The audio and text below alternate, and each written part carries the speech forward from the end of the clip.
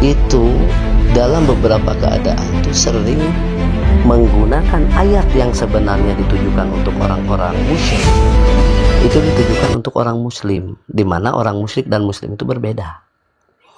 Contoh, misalkan selalu mengambil ayat ketika berbicara tentang misalkan tauhid yang terbagi tiga itu. Tauhid yang terbagi tiga, aqsamut tauhid ila salasati aqsam, tauhid al-uluhiyah war-rububiyah wal asma wa sifat. Di situ yang digaris bawahinya itu kata tauhid rububiyah. Mereka selalu berhujjah dengan hujjah Al-Qur'an, wala in sa'altahum man khalaqas samawati wal arda la yaqulunallah. Kalau seandainya kamu bertanya kepada mereka siapa yang menciptakan berbagai macam langit dan bumi, mereka akan mengatakan. Kata hum, kata mereka dalam ayat itu ditujukan adalah untuk orang-orang kafir Quraisy yang musyrik. Nah, sementara ucapan itu oleh Wahabiyah itu ditujukan kepada orang yang sudah melaksanakan sholat 5 waktu, sudah melaksanakan sunnah-sunnah yang sama. Mereka berkiblatnya ke Mekah Al-Mukarramah, Ka'batul Musyarrafah, dan mereka memiliki pemahaman tentang syariatnya sama. Sholatnya takbiratul ihram di awal dan dengan salam di akhir. Kemudian dia beribadah haji dan umrohnya juga sama. Tapi ayat yang tadi wala in sa'altahum diterapkan kepada orang muslim. Sehingga menganggap bahwa ayat itu sebenarnya bisa diterapkan kepada sesama muslim, nanti secara tidak langsung menganggap orang muslim itu dia sudah jatuh ke kesyirikan. ABS tuh kayaknya dari itu. ABS Settingan. Ya, Yang setuju tidak kalau ABS dinaikkan, Ustaz? woi setuju. Saya ingin mengambil faidah. Dia Bos. kalau pagi-pagi sering banyak memberikan ilmu kepada murid-muridnya. Saya ingin jadi muridnya, ingin dengar saya. Saya ajak diskusi sampai subuh. Sampai subuh. Oke kawan-kawan, 104 memandang, lihatlah ABS mantap. Ayo boleh naik ABS. Enggak akan diapa-apain kok. Tinggal pilih mau ngobrol sama siapa ABS. Enggak kok, insya Allah. ABS ahlan wa sahlan. Ini sebenarnya bahas apa ya? ini. Bahas Wahabi apa atau gimana ini? Ini jadi bahasannya obrolan ringan aja Ustaz. Ustaz Abu Chan Silakan lanjut obrolan diskusinya Bang Lanjut Abu saja. Chan. Kalau diskusinya enak kita kalau masalah Wahabi ini saya masih belum tahu apa definisi Wahabi ini. Nah ini asik ini. Jadi kalau ngobrol sama Abu Chan nih, ini secara jujur Ustaz Abu Chan, Yai Abu San atau Akhil Habib Abu Chan ini jujur tahu tidak istilah Wahabi. Kalau antum tadi banyak membaca tentang pemahaman perbedaan pendapat antara fuqaha ya, termasuk pendapat dari 4 imam madhab atau 4 madhab. Istilah Wahabi itu sebenarnya bukan istilah asing. Kalau menurut saya ya, saya melihat audien itu udah banyak kok munadharah antara tokoh-tokoh ulama yang dari Azhar dengan ulama-ulama yang mengatasnamakan Wahabi atau Salafi, udah banyak. Saya bertanya secara jujur, Akhil Habib Abu Chan ini betul tidak paham tentang Wahabi? Takutnya begini, takutnya kayak ABS. ABS itu pernah saya ngobrol dialog sama ABS dan sejak saat itu saya diblokir karena saya berbicara tentang itu. Dengan Zulkarnain Al-Maduri juga sama. Kalau Zulkarnain Al-Maduri itu karena memiliki kepentingan yang sama sehingga dia kepentingannya apa? Menghantam Aswaja, dia bergabung dengan Salafi. Sekalipun diamnya di Muhammadiyah dan Muhammadiyah bukan Wahabi. Nah sekarang saya bertanya kepada Abu Chan secara dari hati ke hati lagi lah ngobrolnya. Jadi kalau sama Abu Chan ini saya hatinya turun lagi, sejuk lagi. Dan audien juga sejuk ini. Bisa ngambil faidah mungkin dari kebanyakannya dari Abu Chan. Kalau dari saya anggap saja lah ngobrol ringan ya. Tidak ada faidah-faidah yang besar lah mungkin ya, karena apalagi di hadapan para kiai besar ini. Coba Ustadz Abu Chan atau Akhil Habib Abu Chan. Kalau boleh ya, kalau saya pun masih awam. Kalau menurut saya, kalau sepanjang yang saya tahu, kalau Wahabi ini tidak keluar dari pemahaman Imam Ahmad bin Hambal. Wahabi itu. Jadi secara definisi yang ada dalam benaknya Akhil Habib Abu Chan ini, definisi Wahabi itu apa? Tadi kan ngambilnya kepada tidak menyelisihi pendapat Imam Ahmad ibn Hambal. Ibu Ahmad ibn Hambal itu bukan Wahabi dan belum lahir. Dari Ahmad bin Hambal. Tayyib. Ya, belum lahir. Nah. Wahabi belum lahir. Pertanyaan saya, ada dari narasi Akhil Habib Abu Chan ini, Wahabi itu tidak keluar dari pemahaman Ahmad bin Hambal. Berarti dalam benak sudah ada definisi Wahabi itu siapa dan identitasnya siapa. Berarti membantah tadi Wahabi itu siapa. Karena udah ada tadi tidak membantah atau tidak keluar dari pendapat Ahmad bin Hambal. Berarti saya minta penjelasan lebih jelas lagi. Kalau begitu siapakah orang-orang yang dituduhkan, lah bahasa umumnya, dituduhkan oleh orang-orang yang menyebutkannya sebagai Wahabi? Itu kan sebenarnya musuh-musuh Islam yang yakin itu akid. Itu akid. Antum dengan yakin itu bahwa orang yang menyebutkan atau memberi gelar Wahabi itu dipastikan orang musuh Islam. Saya garis bawah itu kata-kata itu. Kalau yang membuat Wahabi itu kan dinisbatkan atas nama Abdullah bin Bukan Abdullah, Wahab. Muhammad, bukan Abdullah. Muhammad Abdul Wahab. Lupa. Terus dinisbatkan dari seorang mufti kalau nggak salah pada zaman itu, ya kan? bukan mufti dia. Terus Terus dia pada masa itu kan lagi situasi di Mekah pada saat itu lagi banyaklah masalah kan, perbedaan-perbedaan pendapat, masuk pemahaman-pemahaman kan.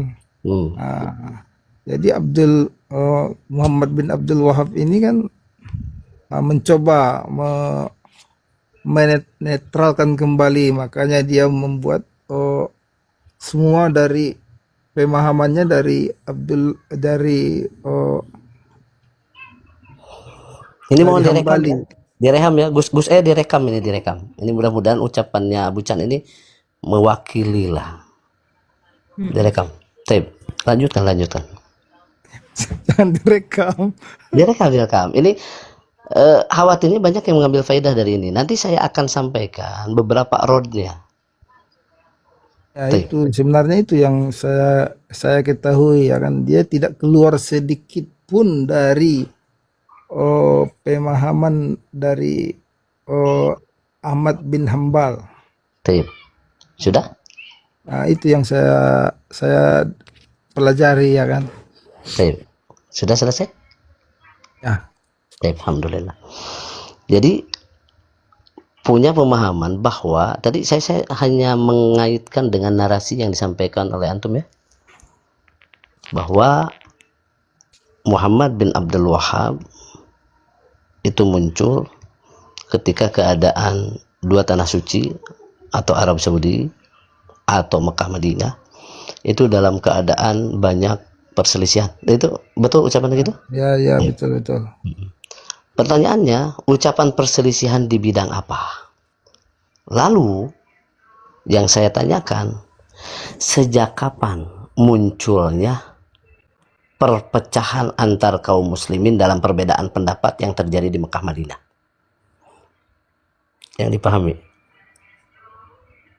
Ini biar kita mengarah nanti komunikasinya intens dan banyak faidah untuk yang mendengar. Kalau waktu kalau masalahnya ya jelas banyak, ya kan. Sejak Makanya kapan yang diketahui? Kalau tidak diketahui nggak apa-apa, nanti saya akan jabarkan. Makanya Muhammad bin Abdul Wahab mencoba menetralkan kembali, ya kan. Makanya sampai sekarang itu di Arab Saudi kan, di Mekah sama di Madinah itu masih pahamnya Wahabi di sana. Udah selesai ya? Ya. Jadi pertanyaannya, itu ucapan yang selalu memang dipegang oleh orang-orang Wahabi Salafi, menganggap bahwa Muhammad bin Abdul Wahab adalah sosok mujaddid, pembaharu yang ditakdirkan oleh Allah untuk memberikan pemahaman netral atau ilmiah lah bahasanya. Ilmiah mengikuti para salaf misalkan, setelah terjadi banyak kekeliruan dalam pemahaman. Pertanyaannya cukup banyak, para ulama silih berganti ratusan tahun. Dan orang-orang Wahabisme itu menganggap apa standar ganda cara berpikirnya. Mekah Madinah itu dijaga oleh Allah. Bukti dijaganya, dia akan dijaga oleh orang-orang yang paham tentang Al-Quran dan Sunnah sesuai pemahaman salaful ummah. Pertanyaannya, sebelum munculnya Muhammad bin Abdul Wahab, apakah Mekah Madinah sudah ada atau belum? Kalau tidak ada, maka bisa jadi hujah yang tadi disebutkan Mekah Madinah itu dijaga, bisa jadi. Tapi kalau Mekah Madinahnya sudah ada, berarti ucapannya itu terbantahkan sendiri. Berarti sebelum munculnya Muhammad bin Abdul Wahab, Mekah Madinah tidak terjaga karena terjadinya perselisihan. Kan begitu? Bisa dipahami? Ya, bisa. Baik. Yang kedua, di Mekah Madinah itu sebelum munculnya Muhammad bin Abdul Wahab, dalam hal tentang fikih itu tidak pernah ada masalah. Mekah Madinah itu bahkan Al-Imam Syafi'i dengan mazhab Syafi'inya itu di situ itu cukup lama dia menjadi mufti. Misalkan Syekh Ahmad Zaini Dahlan, dia berada di bawah kurunnya itu, di bawah kurunnya Muhammad bin Abdul Wahab dan tidak pernah bertemu, tapi menyaksikan bagaimana salah kaprahnya pendapat Muhammad bin Abdul Wahab.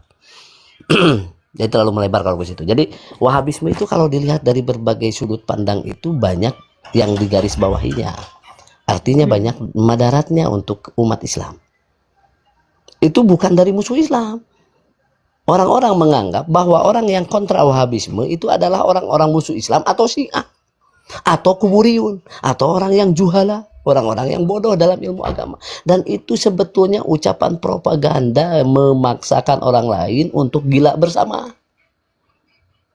Padahal faktanya mazhab Imam Syafi'i itu sudah bercokol di sana cukup lama.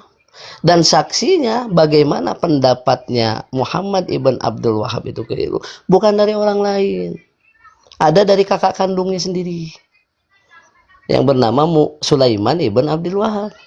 Dia sampai membuat bukunya mengkritisi kelakuannya. Karena kalau tadi anggapan Abang Chandra ini, Abu Chan ini, anggapan bahwa Wahabisme selaras tidak keluar dari pemahaman Hambali atau madhab Ahmad bin Hambal, itu salah total 100%.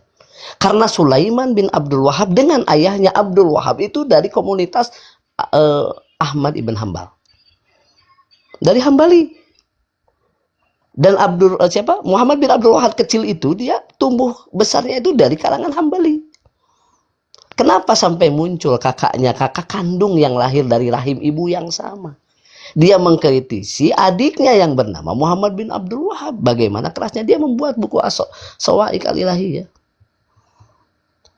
Itu kalau kita buka mata, apalagi kalau punya punya kemampuan membaca kitab itu, nggak usah di rumah itu punya perpustakaan, nggak perlu saya kira. Sekarang udah ada Google, cari saja tentang siapa saja yang mengkritisi Wahabiyah.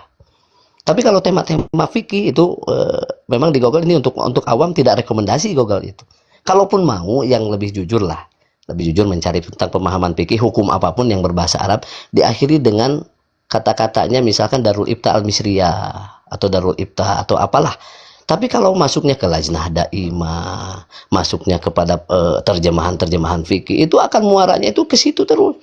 Wasohahul Albani, ke Albani lagi, ke Syekh Utsaimin lagi, ke Syekh bin Baz lagi, ke Syekh Fauzan lagi, lalu ke kitab Lajnah Daimah lagi, kitabnya itu juga. Itu tidak sebanding, tidak ada pembandingnya. Jadi satu arah. Kalau satu arah membuat kita berpikirannya itu yang lain nanti jadi dianggap keliru. Jadi kembali lagi. Wahabisme itu atau Al-Wahabiyah itu kenapa dikritisi? Itu sampai ratusan buku itu dari berbagai kalangan, dari berbagai macam thariqah, dari berbagai macam ahli fikih mengkritisi. Bahkan ayahnya sendiri ketika Muhammad bin Abdul Wahab belum terkenal, belum memiliki jamaah yang banyak, ayahnya sudah mewanti-wanti bahwa yang bernama Muhammad itu, anaknya sendiri, dia dulunya tidak disiplin dalam belajar fikih madhab Ahmad bin Hambal. Dia selalu tidak hadir di kajian fikihnya. Itu banyak kesaksiannya. Yang kedua, saya sampaikan, ketika ada anggapan bahwa orang-orang Wahabi itu diberi gelar oleh musuh-musuh Islam, oleh orang-orang Syiah termasuk, itu keliru. Itu keliru. Karena faktanya tidak demikian. Banyak orang-orang yang bukan Syiah. Karena memang Syiah juga termasuk yang tidak suka terhadap Wahabi. Tapi bukan berarti yang tidak suka Wahabi itu pasti Syiah. Tidak. Tidak juga tidak begitu. Nah contoh nih, contoh. Dulu pernah ada yang memuji Muhammad bin Abdul Wahab. Dan kitabnya selalu dijadikan rujukan sekarang. Tentang Syarah Bulughul Maram yang ditulis oleh Ibnu Ismail As-Sun'ani. Ibnu Ismail As-Sun'ani ini, dia dalam qasidahnya, dalam buku Irsyadu Dawil Albab, dan buku-buku yang kayak gitu tuh nggak ada di orang-orang Wahabi itu. Wahabi itu buku-bukunya intern dia kebanyakan, tidak utuh. Kalaupun ada kitab-kitab kutubus tis'ah, kutubus sittah, kadang-kadang lihat muhakiknya. Kitab Arba'in yang kecil saja lihat muhakiknya. Nah kembali lagi, Ibnu Ismail As-Sun'ani itu di dalam kitab Irsyad Dawil Albab itu menyebutkan pernah memuji kepada Muhammad bin Abdul Wahab. Karena apa? Karena semangat perjuangannya. Karena ketidaktahuannya, kemudian ini pujiannya itu disampaikan, saya tidak pernah bertemu dengan Muhammad bin Abdul Wahab, tapi ucapan salam yang aku miliki aku ingin sampaikan kepadanya. Salam hangat dari saya sebagai hamba Allah yang ada di tempat yang sama. Lalu dari situ tidak lama datang gurunya Syekh Al-Marbad. Gurunya menyampaikan bagaimana pendapatmu ini tentang ini Muhammad bin Abdul Wahab begini-begini. Dia sambil mengambilkan rosail, bukti-bukti bahwa pendapat Muhammad bin Abdul Wahab itu terlalu keras terhadap sesama. Bahasa kasarnya mungkin kalau menurut Hasyiatus Sawi itu khawarij karakternya. Disampaikan bagaimana pendapatmu dengan ini. Lalu setelah dilihatkan buktinya, lalu dia mencabut pujian yang sebelumnya sudah dia lontarkan. Kalau saya bacakan ada ini. Bisa dicarilah nanti qasidahnya oleh orang-orang yang bisa baca kitab itu di kitab Irsyadu Dzawil Albab. Kitab Imam Sun'ani, Ibnu Ismail As-Sun'ani. Itu yang pertama. Yang kedua, yang menolak Wahabisme itu diantaranya adalah As-Sawi dari tafsir Jalalain itu. Itu fakta. Sehingga Wahabi itu kayaknya nggak tertarik membahas tafsir Jalalain. Dengan hasilnya karena ada di situ. Bahkan yang saya sempat dapatkan beberapa minggu terakhir atau beberapa bulan ke belakang, itu ada yang dibuang kata-katanya. Jadi ditahrif, bahkan dihapus. Kitab aslinya begini, kitab ininya begini. Tema tentang itu. Tentang disebutkan bahwa Firqatul Wahabiyah itu. Nah saya bukunya juga bertumpuk nantilah. Enggak ini. Jadi begitu Abu Chan. Jadi saudaraku yang aku cintai, simpan dalam kepala, tidak ada orang yang mengkritisi Wahabi itu kecuali orang-orang yang mukhlis, punya kepedulian terhadap menjaga ilmu yang sudah disampaikan oleh para ulama yang muktabar. Itu saja sebenarnya. Kenapa dikatakan Wahabi? Karena mereka itu, contohnya, ketika terjadi perbedaan pendapat fikih, ini yang lain pada mendengar atau tidur nggak ya? Jadi saya malah bernarasi sendiri. Aman, lanjut Zat. Lanjut aneh lagi ngerekam malah. Oh alhamdulillah. Ini mohon maaf jika ada kekurangan ya, dari kekurangan ucapan saya dan kekurangan referensi yang saya dapatkan mungkin. Jadi kembali lagi, Taib. Kenapa dikatakan Wahabisme? Kenapa dikatakan Wahabi? Karena begini, ketika ada perbedaan, karena mereka tidak bermadhab ya, mereka tidak bermadhab, mereka tidak suka madhab. Kalaupun ada yang mengambil beberapa madhab itu sedang bagaimana cara untuk memasarkan pendapatnya diterima oleh audiens, oleh pembacanya. Sekali lagi Wahabi tidak bermadhab. Karena ada tokoh-tokoh Wahabi yang dulu pernah menyebutkan bahwa taklidul madahi bil arba'ah syirkun. Nah itu. Mengikuti madhab yang 4 itu bagian dari kesyirikan. Naudzubillah min dzalik. Itu dalam kitab apalah lupa lagi lah, At-Tauhidul Khawarij kalau tidak salah, kalau saya buka nanti. Kembali lagi, kenapa dikatakan Wahabi? Itu karena ketika ada perbedaan, bukan dari imam yang 4 itu. Perbedaan antara pendapat Ibnu Taimiyah dengan pendapat Muhammad bin Abdul Wahab. Maka yang akan dikedepankan adalah pendapat Muhammad bin Abdul Wahab. Begitu. Sehingga dikatakan tidak Taimiyun, karena Taimiyun berbeda temanya. Sekalipun faktanya orang-orang Taimiyun itu dulu pernah ada dan sekarang ada. Itu biasanya di tema-tema pembahasan tentang akidah antara Asy'ariyah dengan orang-orang yang ya bukan Asy'ariyah. Itu ada Taimiyun. Kalau siapa Ustadz Abdul Wahab Ahmad itu bukan ada Taimiyun. Nah, tapi kalau Wahabi itu kenapa dikatakan Wahabi? Karena dia tidak mengambil pendapat Ibnu Taimiyah ketika bertabrakan. Contoh, Ibnu Taimiyah itu masih mengkategorikan Asy'ariyah itu bagian dari Ahlussunnah wal Jamaah. Sekalipun pendapat Ibnu Taimiyah tidak sama dengan Asy'ariyah. Tapi sekarang Wahabi, antum bisa lihat Akhil Habib, Abu Chan, dari Wahabi yang paling soft sama yang paling hard, paling lembut sampai paling kasar, sepakat Asy'ariyah itu menyimpang. 95% lebih umat Islam dunia itu dinyatakan menyimpang. Dan mereka menganggap Asy'ariyah Maturidiyah itu kalau dianggap mayoritas hanya aku-akuan. Kalau saya tampakkan banyak sekali Asy'ariyah Maturidiyah itu. Bukan hanya dari pendapatnya Al-Imam Al-Murtado Az-Zabidi yang menyebutkan ida utlika ahlus sunnati wal jamaah fahumul Asy'ariyah al-Maturidiyah. Bukan hanya itu, dan ulama banyak. Jadi kembali lagi, ketika ada perbedaan pendapat antara Ibnu Taimiyah dengan Muhammad bin Abdul Wahab, mereka mendapatkan pendapat Muhammad bin Abdul Wahab. Salah satu contohnya, Ibnu Taimiyah tidak mengeluarkan Asy'ariyah dari Ahlus Sunnah wal Jamaah. Yang kedua, tentang fikih sekarang, itu akidah. Tentang fikih, kalau tidak salah Ibnu Taimiyah itu dia tidak seketat orang-orang Wahabi dalam memahami tawassul dan tabarruk. Nanti ada bid'ah-bid'ah Ibnu Taimiyah yang tidak mereka terima sebenarnya. Kalau yang kemarin dari Ahsanul Hadis, kalau tidak salah, ketika ada diskusi, Yaizian juga hadir, itu menyebutkan, oh kami akan melihat dalil siapapun itu, kalau tidak sesuai dalil sekalipun Ibnu Taimiyah itu ditendang. Oh itu kalau diantara orang-orang yang pengikutnya Ibnu Taimiyah akan tersinggung itu. Siapa kamu? Lebih paham siapa antara kamu dengan Ibnu Taimiyah? Mungkin akan begitu berkata. Jadi kembali lagi, itulah Wahabisme. Dan Wahabi ini bukan hanya dikritisi oleh Aswaja yang ada di Indonesia, bukan. Di Asia Tenggara itu, di Malaysia sudah dikritisi. Di Timur Tengah banyak yang mengkritisi. Panjang, terlalu panjang narasinya. Afwan. Ya, aku pun bingung. Entah di mana yang mau dijawab. Ini banyak kali apanya.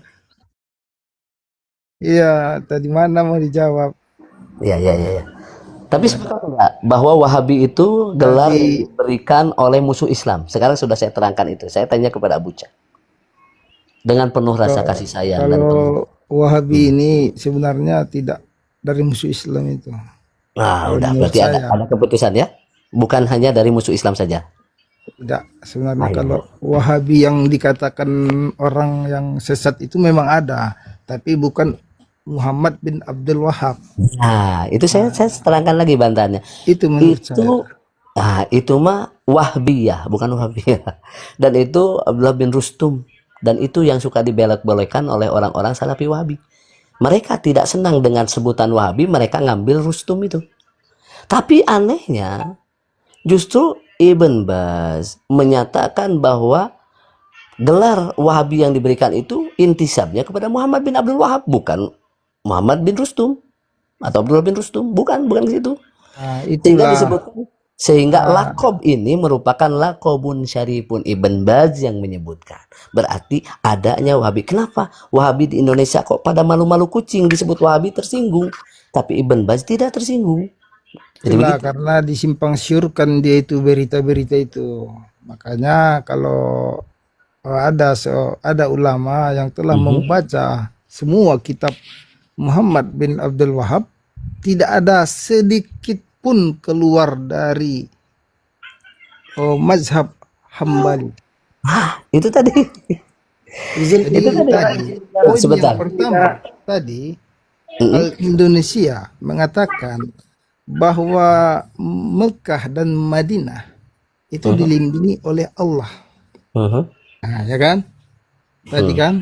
Nah, ini kalau memang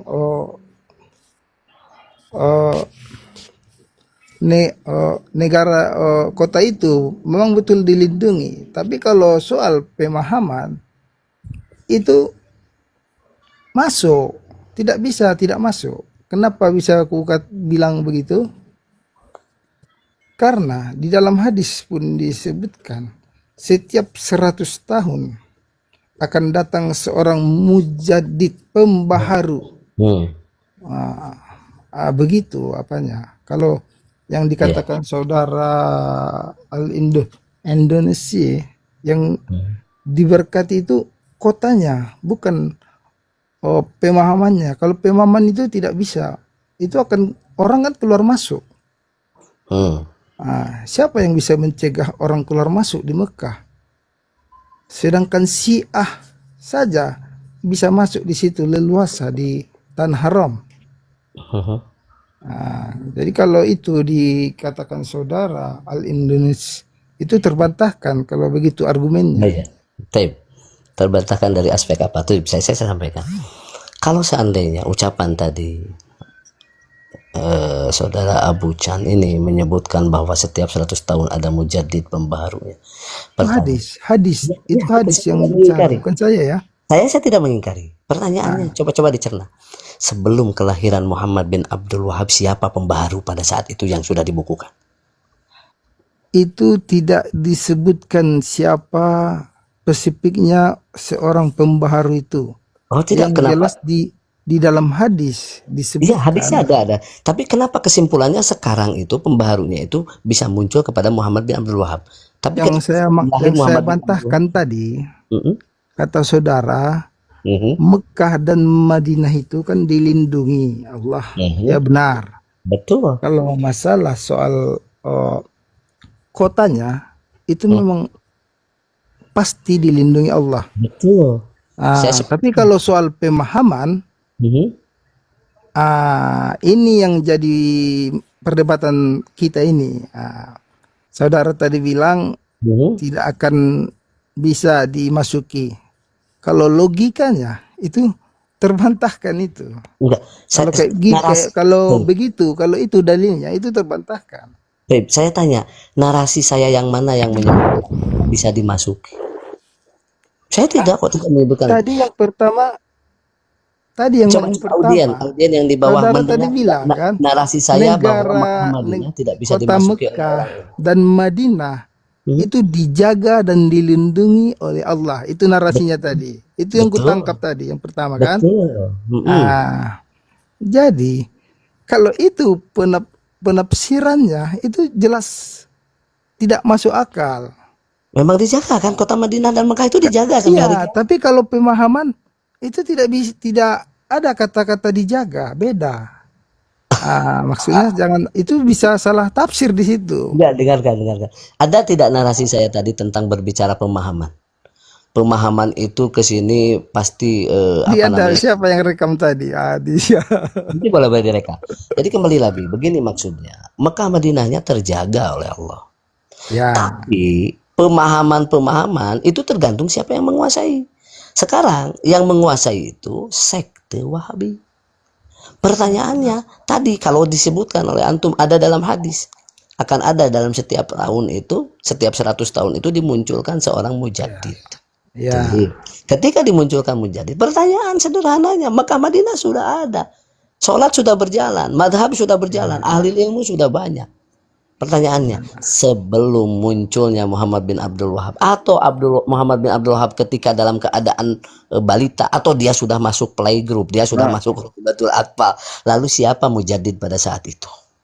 Apakah mujaddid pada saat itu sejalan dengan Muhammad bin Abdul Wahab? Justru kembali munculnya Muhammad bin Abdul Wahab, disitulah munculnya berbagai macam reaksi, bukan hanya di Mekah Madinah. Mekah Madinah sampai sekarang itu dibungkam orang-orang yang mengkritisi itu, tapi nanti akan terbuka dengan sendirinya tuntutan itu. Tapi bagaimana dari alumni Al-Azhar, dari Mesir, kemudian dari tiap-tiap tempat, antum bisa nyari yang dia itu begini. Gimana? Siapa yang jadi penguasa pada masa itu tidak bisa berkutik. Terus? Jadi kalau pas yang berkuasa itu orang yang haus kekuasaan, itu kan pemahaman di situ akan otomatis akan berubah.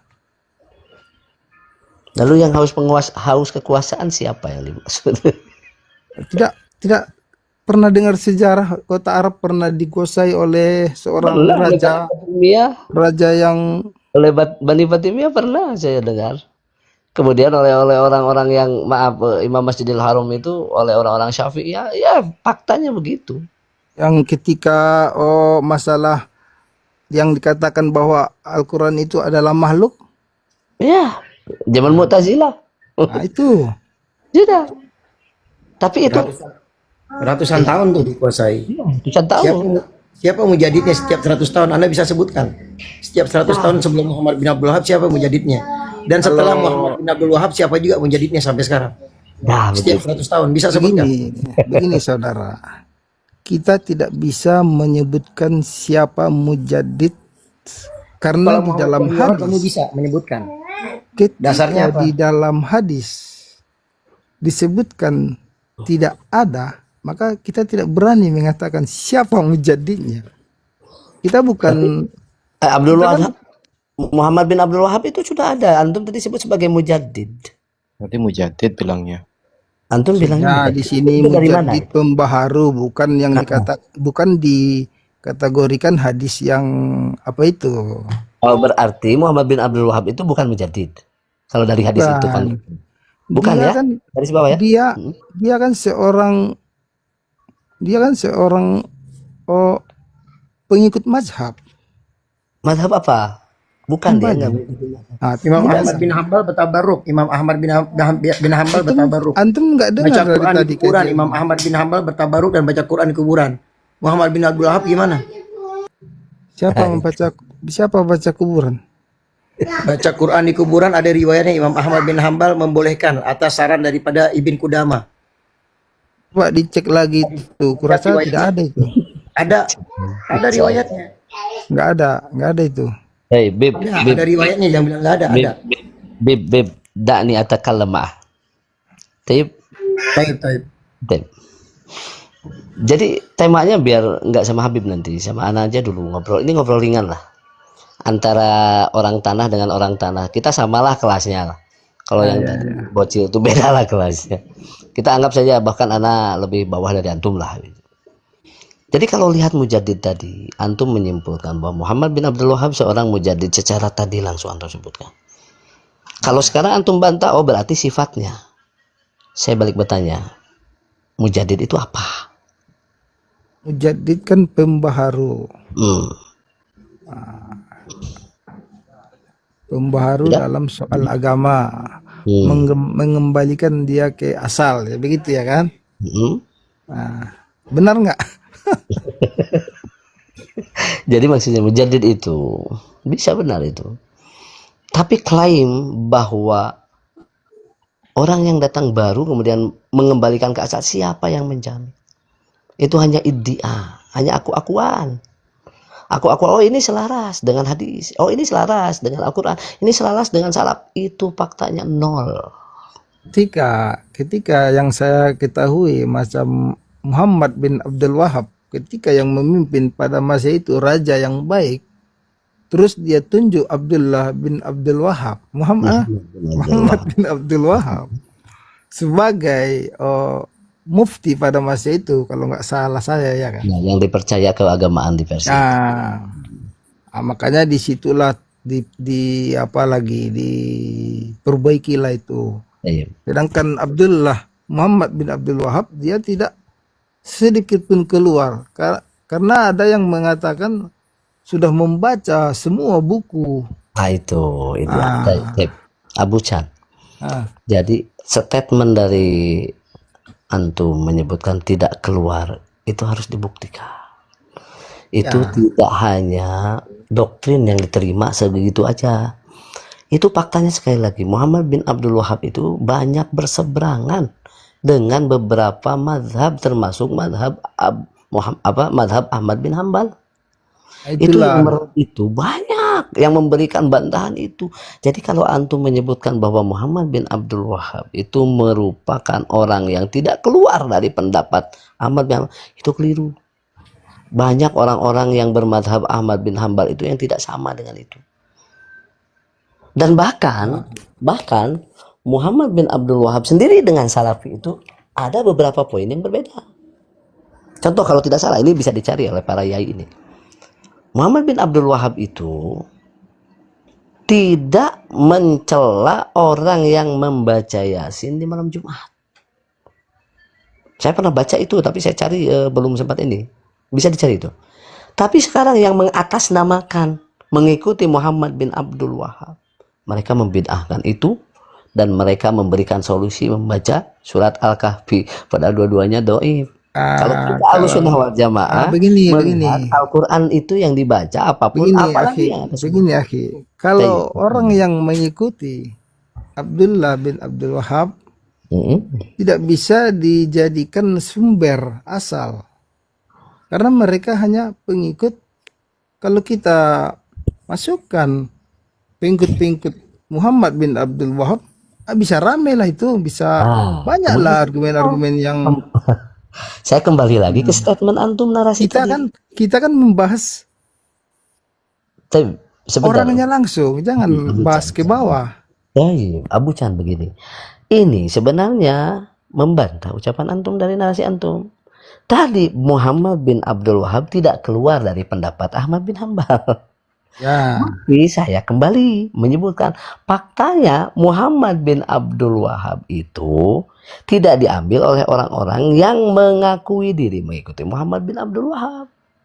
Ya, kalau kita berarti Salafi menganggap bahwa Muhammad bin Abdul Wahab itu tidak utuh bermadhab kepada Ahmad bin Hambal, begitu. Dan sekalipun antum ini, mohon maaf, antum tidak mewakili Salafi sebenarnya. Antum itu termasuk orang yang mungkin cenderung ke pendapat Ahmad bin Hambal.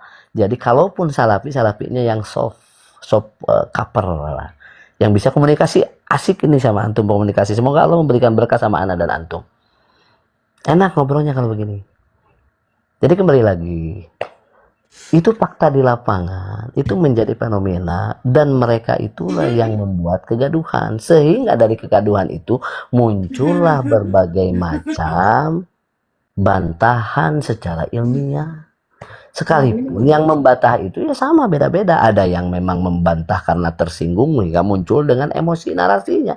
Ada yang membantah dengan hujah ilmiah sehingga disampaikan hujah ilmiah, dan kadang-kadang terbangci emosinya. Kok sampai orang berpikir kepada sesama muslim itu menganggap musyrik? Ya kalau saya secara pribadi tersinggung saya. Kasihan orang yang sholat di mana-mana itu dianggap musyrik. Ngeri kan? Itulah kalau yang bicara sebenarnya orang yang tidak mengerti dan tidak paham sebenarnya itu yang kayak gitu. Jadi yang menganggap itu, yang datang ke kuburan dikiranya dia ibadah. Antum sependapat dengan itu enggak? Setiap yang ke kuburan itu yang ziarah-ziarah makam para wali lah yang dia, atau orang-orang soleh, atau hatta ke makam Nabi Muhammad SAW, mereka membid'ahkan. Gimana pendapat? Kalau ziarah sih sah-sah saja, boleh lah kalau ziarah ya kan.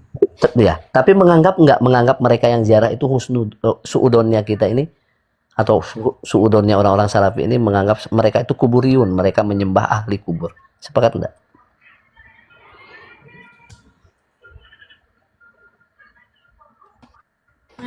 Apa kurang tanggap aku. Bagaimana pendapat antum tentang orang-orang Salafi yang menyamaratakan orang yang datang ke kuburan itu seperti orang-orang Hindu yang datang ke kuburannya, kalau saya sebut nama agamanya ya, menganggap bahwa mereka itu menyembah para penghuni kubur tanpa bertanya dulu atau tanpa mengetahui dulu, tasabut tentang ilmu dulu. Sebenarnya harus tabayun lah ya kan. Dijalani tidak tabayun oleh mereka. Kalau tidak ada tabayun ya jelas salah lah orang itu. Ya maka disinilah tempatnya. Tabayun itu diantaranya di Komal ini. Orang yang berziarah kubur itu tidak ada yang menyembah. Tidak ada. Itu pembahasannya tentang at-tawassul bibil anwat, ada dalam syariat. Tidak ada yang membantah itu. Nah, orang-orang Salafi Wahabi yang di grassroots ini, yang suka mengikuti parabola channelnya itu yang satu warna itu, siapapun yang ke kuburan rame-rame maka dianggap sebagai para penyembah kubur. Bahasa Arabnya kuburiyun. Nah, itu yang menyakiti hati umat Islam, sehingga muncullah berbagai macam reaksi, tidak terkecuali reaksi berupa persekusi. Persekusi itu karena sudah membeludak emosinya, orang dianggap salah, sholat dianggap salah, baca Quran dianggap salah, muncul persekusi. Sehingga dari persekusi itu sejuta miliar orang memandang, itu selalu kelompoknya sama, itu juga kelompok yang sama. Dan bukan kelompok orang yang wasatiyah, orang yang lurus, orang yang insaf. Tidak, banyak kok orang yang berbeda pendapat itu. Mereka tidak tahlilan, ya udah nggak apa-apa. Yang penting tidak menyalahkan yang tahlilan. Banyak yang begitu. Tidak kena kok oleh persekusi, tidak kena. Tapi yang dipersekusi itu adalah yang suka ceramah-ceramah di YouTube, narasinya itu menjatuhkan, merendahkan, menghinakan, membid'ahkan, bahkan memusyrikan amaliyah orang. Itu maksud saya. Jadi antum sok ya. Assalamualaikum. Waalaikumsalam. Gantian silakan Bang Gus ditaikin yang lain. Saya turun dulu aja di bawah. Jadi nggak akan turun dari Komal, tapi pembicara yang lain yang ya ngobrol ringan dengan Abu Chan ini silakanlah. Mereka mana Kiai? Video lah. Abi tos pamit teuing ya Rios. Begini saudara. Baik. Betul. Yang lain mohon maaf, yang mau menjawab dipersilakanlah. Jawab tapi tolong dijawab dengan kepala dingin dan dengan hujah, dengan by data, by fakta. Saya akan jawab ya kan, macam Imam Syafi'i lah ya kan. Dengan Syafi'iyah. Ini beda pemahamannya. Syafi'iyah dengan Syafi'iyah, pengikut Syafi'i, beda pemahamannya dalam memahami satu hadis. Bedanya di mana? Seperti contoh masalah ketika sholat dalam sholat terakhir, duduk tawarruk. Syafi'iyah dia tetap melakukan tawarruk di akhir sholat. Sementara Syafi'iyah atau Imam Syafi'i? Ya, Syafi'iyah dengan Syafi'iyah beda. Ini ngomong apaan nih? Syafi'iyah tahu Syafi'iyah itu pengikut Imam Syafi'i. Lanjut aja. Langsung ke inti. Dalam memahami satu hadis, mereka berbeda. Imam Syafi'i ketika sholat di akhir hayat, di akhir sholat, beliau melakukan duduk tawarruk. Siapa ini, Syafi'i atau Syafi'i? Syafi'i, Imam Syafi'i. Tawarruk, Imam Syafi'i tawarruk. Sementara Syafi'iyah tidak seperti itu. Mereka melakukan iftiraz. Oke, mana dalilnya? Mana dalil? Iya. Soalnya Syafi'iyah di Indonesia semuanya itu akhirul duduk. Akhirul julus itu tawarruk. Ada tahu Imam Daud? Iya, Abu Daud As-Sijistani, kenapa? Imam Daud itu dia tidak tawarruk. Imam Abu Daud Hanafiyah. Dia pengikut Syafi'i. Bukan Abu Daud Hanafiyah. Abu Daud dengan At-Tahawi Hanafiyah. Saya punya sanad sampai di Abu Daud, jangan fitnah. Imam Abu Daud orang Sijistan itu cenderung Hanafi dari zaman dahulu sampai hari ini. Asia Tengah itu Hanafi dia. Hanafi.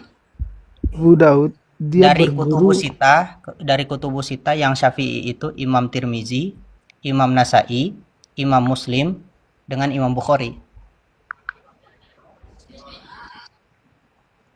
Abu Daud Sijistani itu Hanafi. Oke, sekarang Syafi'i yang iftiras itu siapa? Yang iftiras. Ya, Syafi'i di Indonesia, di Yaman, di Azhar itu semua tawarruk. Ayo.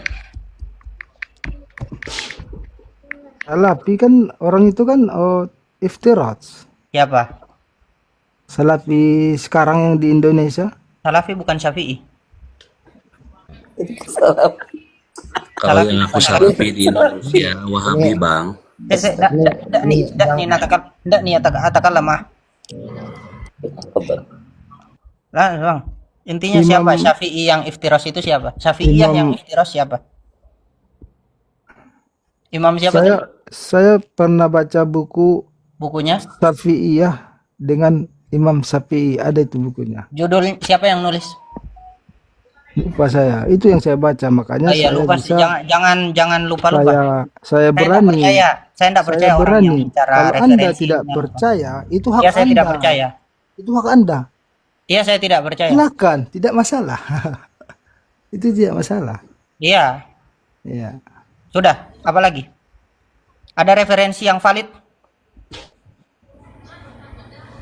Pokoknya itulah yang Oke, saya gantian ketahui. ya. Gantian ya. Imam Ibnu Abdul Wahab kata kamu tadi ikut Imam Ahmad bin Hambal. Ya, ya. Oke, saya buktikan ya. Dusta itu. Langsung saja, Bang.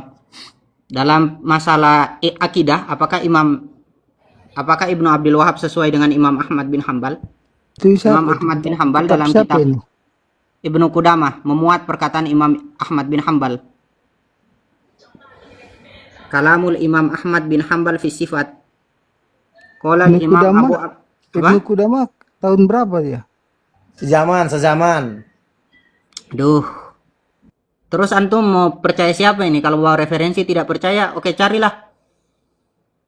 Maksud saya kan dia sejaman dengan Dia Abdullah mengutip bin perkataan Abdul Wahab. Imam Ibnu Qudamah, Imam Ahmad bin Hambal. Kamu mengatakan tidak percaya atas dasar apa? Mau tidak percaya kan? Atas dasar apa? Bukti ketidakpercayaannya, referensinya di mana? Saya kan tanya.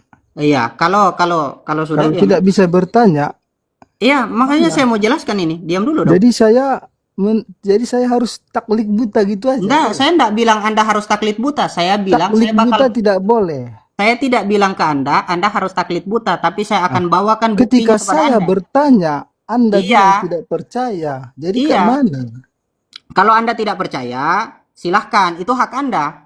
Saya kan bertanya. Iya, bukan saya tidak bilang kalau Anda percaya. tidak percaya, Anda harus paham. oke, kalau Anda tidak percaya, itu hak Anda. Sebagaimana yang Anda katakan kepada saya tadi, saya tidak percaya, itu kan hak saya. Itulah, Anda tidak makanya. percaya, itu hak Anda. Saya masalahnya tadi kan bertanya. Ya, Nah, jadi kenapa diklaim kayak gitu kan itunya jadi masalah. iya. Kan kita Begini bilang kalau ya, Anda Bu tidak Chan. percaya, ya, Ustaz, kalau Anda Ini tidak Anda percaya, tadi Ustaz, Anda Ustaz. menukil bahwasanya Syafi'i dan Syafi'iyah itu berbeda. Nah, itu Ustadz sudah bantah. Kemudian beliau telah mengeluarkan satu pendapat ini. Muhammad bin Abdul Wahab itu kan Anda katakan adalah pengikutnya Imam Ahmad bin Hambal. Ini Ustadz mau bantah ini pakai data. Kita bakal Nah, buktikan begitu apakah loh. Imam Abdul Wahab mengikuti Ahmad bin Hambal. Tapi sebelum itu, saya ada agak sedikit tergeliti ketika Anda membandingkan antara Asy-Syafi'i dengan Ahmad bin Hambal. Oh, jauh sekali ya. Saya kasih satu riwayat dari anaknya Ahmad bin Hambal sendiri terkait perkataan Ahmad bin Hambal kepada Imam Syafi'i. Sa'ala Abdullah bin Ahmad abahu. Abdullah bin Ahmad bertanya kepada bapaknya Ahmad bin Hambal. Faqala ya abati ayyi rajulin kana Syafi'i. Wahai bapakku, laki-laki seperti apa Syafi'i itu?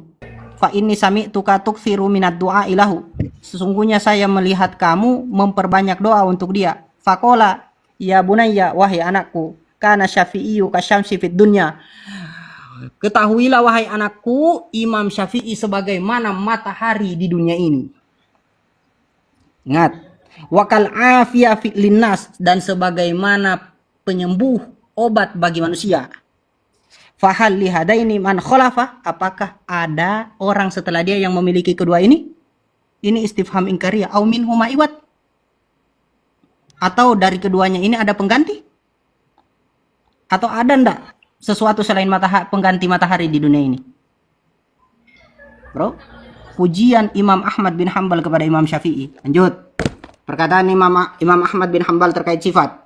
Qala al-Imam Abu Abdillah Ahmad bin Muhammad bin Hambal radhiyallahu anhu fi qaulin Nabi sallallahu alaihi wasallam, innallaha yanzilu ila sama'id dunya, atau innallaha yura fil qiyamah wa ma asbaha hadhil ahadis. Imam Abu Abdullah Ahmad bin Muhammad bin Hambal berkata radhiyallahu an, berpendapat dalam perkataan Nabi, dalam sabda Nabi, sesungguhnya Allah turun di langit dunia, atau sesungguhnya Allah dilihat pada hari kiamat. Wa ma asbaha hadhil hadis, dan hadis-hadis semisal ini, nu'minu biha wa nusaddiqu biha bila kaifin wala maknan. Catat baik-baik Bang, kami beriman kepadanya, kepada riwayat-riwayat itu, membenarkan riwayat-riwayat itu bila kaifin, tanpa mengkaifkan, wala maknan, ingat, wala maknan, kata Imam Ahmad bin Hambal.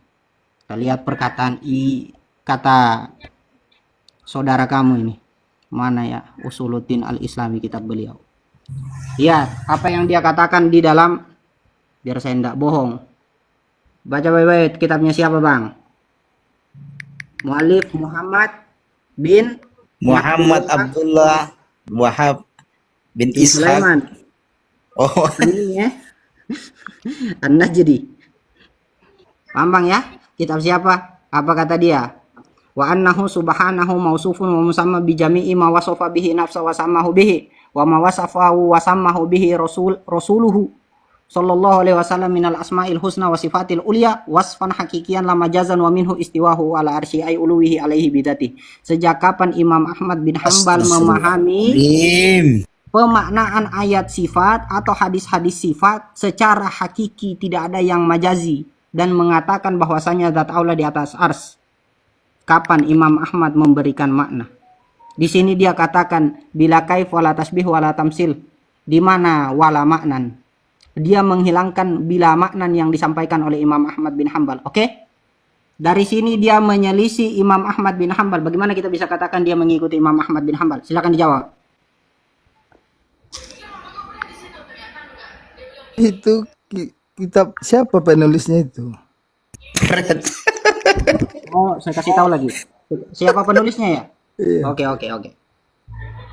Usuluddin al-Islami. Usuluddin al-Islami ma'a qawaidihi al-arba. Alkitab Usuluddin al-Islami ma'a qawaidihi al-arba. Al-muallif, si penulis, namanya si Muhammad bin Abdul Wahab bin Sulaiman, tambah bin lagi, bin Ali lagi satunya, At-Tamimi An-Najdi. Pertanyaan saya gampang. Referensi data yang ada di dalam kitab Usuluddin berbeda, bukan cuma berbeda tapi menyelisih apa yang disampaikan oleh Imam Ahmad bin Hambal. Pertanyaan saya gampang. Mana bukti Imam Ahmad bin Hambal, mana bukti Ibnu Abdul Wahab mengikuti Imam Ahmad bin Hambal dalam pandangan sifat mutasyabihat yang tidak memberikan makna. Sedangkan di sini dia memberikan makna zohir. Silakan dijawab.